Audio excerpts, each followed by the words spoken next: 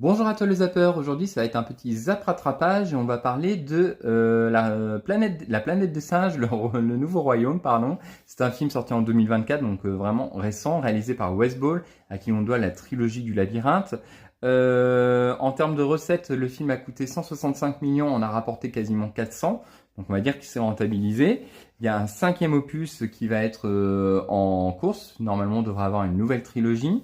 Alors, de quoi parle vite fait le film? En fait, on y suit Noah qui est le jeune héritier, on va dire, de César, mais enfin une génération. En fait, il porte plutôt son héritage philosophique, en fait, tout ce que véhiculait César, etc. Et puis à côté de ça, en fait, il y a Proximus, un bonobo, en fait, qui va s'emparer des membres du clan de Noah, et Noah va vouloir essayer d'aller les libérer, et au passage, il va rencontrer Mahé, une des dernières humaines en tout cas qui reste, parce les humains ont été décimés, et ensemble, ils vont essayer d'atteindre chacun leur objectif. On va dire ça comme ça.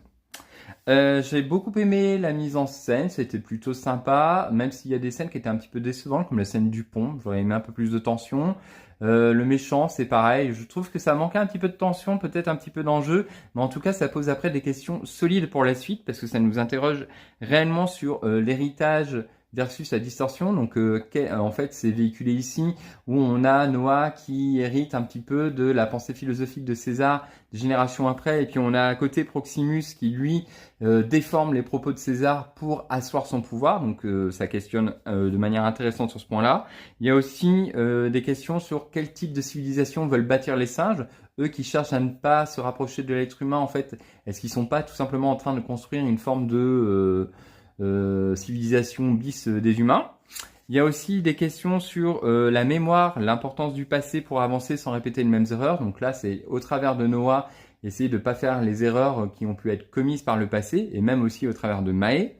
Il y a aussi le film qui questionne sur la coexistence ou la domination, donc à savoir, est-ce qu'on coexiste avec les êtres humains ou est-ce que les singes vont essayer de dominer, et à l'inverse aussi, est-ce que Mahé à un moment va avoir plus de pouvoir et va essayer de dominer les singes. Et puis il y a aussi la façon dont on exécute le pouvoir qui est traité au sein de ce film. Donc je trouve que le film est plutôt intéressant à suivre, il y a plein de thématiques, j'espère vraiment que les autres volets les approfondiront, et puis qu'on aura un méchant peut-être, ou peut-être qu'il n'y a pas besoin de méchant, peut-être qu'il y aura juste besoin justement de se concentrer vraiment sur ces questions philosophiques, de mémoire, de création de civilisation, d'erreurs, de passé, etc. Je pense que ça peut largement suffire à en faire un bon film. Si toi tu l'as vu, dis-moi ce que tu en as pensé, et puis je te dis à très bientôt. Bye!